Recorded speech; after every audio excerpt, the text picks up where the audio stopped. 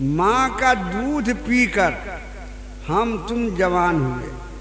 दूध क्या है? माँ के बदन का खून है ना, उसको अल्लाह अपनी कुदरत से न छाती में उतारता है तो उजला कर देता है, मीठा कर देता है, जो हम तुम पी के जवान होते हो। 9 महीना पेट में रखा माने। कुरान 26वें पारे में कहता है ववस्सैनल इंसान बिवालिदैहि हमलतहु उम्मुहु कुरहन व वदअतहु कुरहा। 9 महीना पेट में रखा, वो भी तकलीफ के दिन थे। अब तुम्हारे पैदाइश के वक्त में भी मुसीबत तकलीफ माँ ने उठाया है।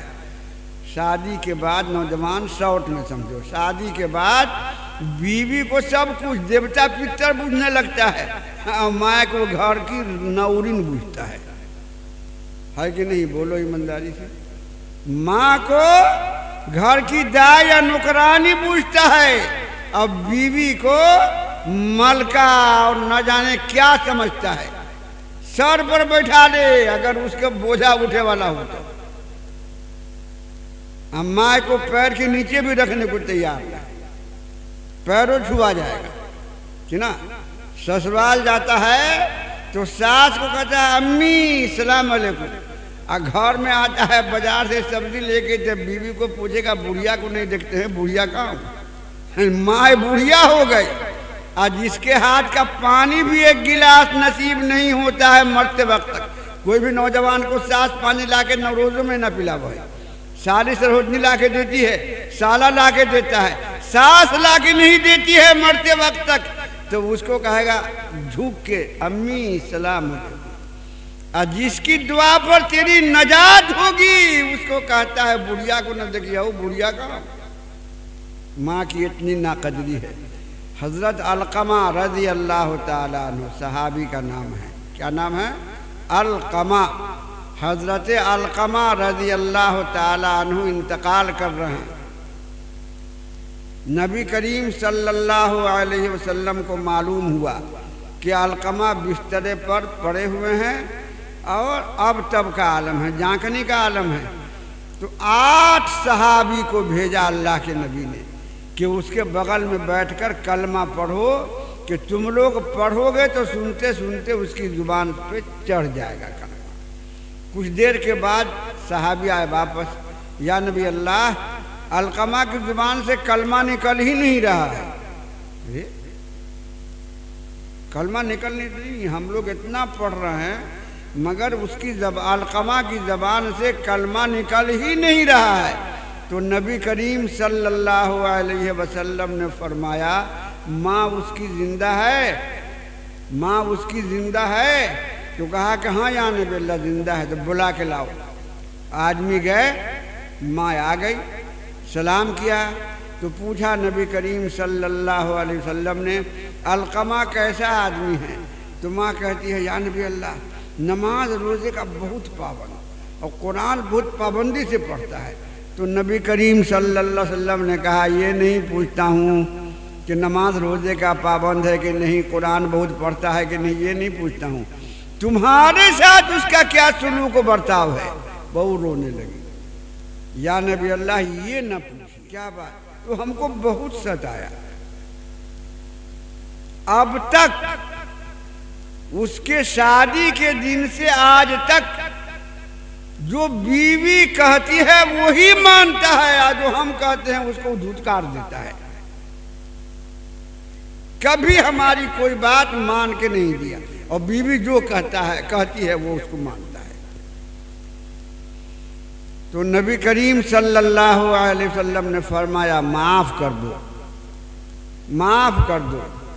तो माँ कहती है या नबी अल्लाह बहुत सताया, माफ नहीं करूँगी, बहुत दुख दिया, बहुत सताया, इसलिए मैं माफ नहीं करूँगी। तो नबी करीम सल्लल्लाहु अलैहि वसल्लम ने कहा लोगों लकड़ी जमा करो। सहाबा किराम दौड़े, लकड़ी लाके रखने लगे। लकड़ी जब सामने आ गई तब फिर यही माँ पूछती है या नबी अल्लाह लकड़ी क्यों जमा कर रहे हैं?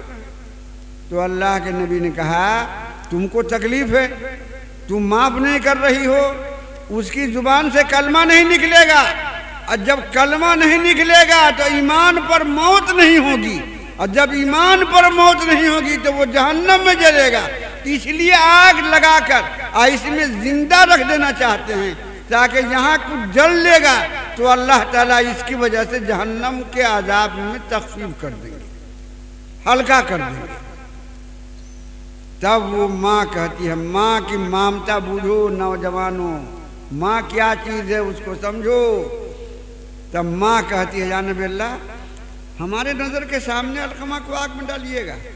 तो आका मदनी सल्लल्लाहु अलैहि वसल्लम ने कहा, तो माफ़ कर दो, जब इतनी मोहब्बत है कि बेटा आग में न जले हमारे सामने तो माफ़ कर दो। तो कहती है, या नबी अल्लाह माफ़ करती हूँ। तो अल्लाह के नबी ने कहा, दिल से, या नबी अल्लाह दिल से मैंने माफ़ कर दिया, मैं दिल से माफ़ करती हूँ अलकमा को। तब सहाबा किराम को अल्लाह के नबी ने कहा, अब जाकर देखो वो कलमा पढ़ रहा है कि नहीं। तो लोग गए, तेजी में गए और तेजी में लौट के आए। या नबी अल्लाह, अब तो दरवाजे पर उसके कलमा पढ़ने की आवाज़ आती है, घर में पढ़ रहा है तो दरवाजे पर आवाज़ आ रही है कलमा पढ़ने की। ये फर्क समझ लो। माँ क्या दिल खुश होने पर कितनी बड़ी नेमत, कितनी बड़ी दौलत मिलती है। अब माँ का दिल खुश नहीं है तो कितना बड़ा आजाब और कितनी बड़ी मुसीबत में फंस रहा है। इसलिए नौजवानों, अपने ईमान को समझो, अल्लाह की बंदगी करो, अल्लाह के हलाल किए हुए को हलाल समझो, अल्लाह के हराम किए हुए को हराम समझो, गुनाह से बचो। ये सर पर बाल रखना और चारों तरफ से छिलवाना ये हराम है, इससे बचो। बाला पहनने से लुधियाना अमृतसर कमाने ज़रूर जाओ, जालंधर जाओ कमाने, लेकिन उसका धर्म कबूल नहीं करो। तुम रोजी रोटी पेट के लिए न जाते हो। अगर हमारे तुम्हारे घर में इतना अल्लाह ताला दे दे कि घर बैठ के साल भर खाएंगे, तो क्यों कोई लुधियाना पंजाब जाएगा? नहीं है तब न जाते हैं। तो हम रोजी कमाने आए हैं, हम तुम्हारा धर्म कबूल करने नहीं आए हैं। और क्यों होता है? ईमान की कमज़ोरी से। इसलिए अपने ईमान को समझो, अल्लाह के हलाल किए हुए को हलाल समझो, अल्लाह के हराम किए हुए को हराम समझो, गुनाह से बचो, सच बोलो, झूठ से परहेज करो, किसी गैर महरम लड़की की तरफ नज़र उठा के न देखो। खास तौर पर जो दुनिया का अभी माहौल चल रहा है, किसी भी कुंवारी लड़की से बात करना हराम है। मत किसी को फंसाओ। अगर यही मामला हमारी बहन के साथ तुम कर लो, हमारी बेटी के साथ तुम करो तो हमको बुरा लगेगा कि नहीं? तो तुम दूसरे की बहन को, दूसरे की बेटी को अपने जाल में फंसा लेते हो तो उसको भी तो तकलीफ होती होगी। इसको सोचो ना। इसलिए कुमारी लड़कियों को जरूर समझाओ कि अपनी इज्जत और अपने ईमान की हिफाजत करो, अपने आबरू की हिफाजत करो। किसी गैर महरम के साथ, किसी दूसरे के साथ तुम मोहब्बत करके अपने ईमान को बर्बाद न करो, अपनी इज्जत आबरू को बर्बाद न करो। इसलिए दुआ करो अल्लाह तबारक ताला हम सब को इन बातों पर अमल की तौफीक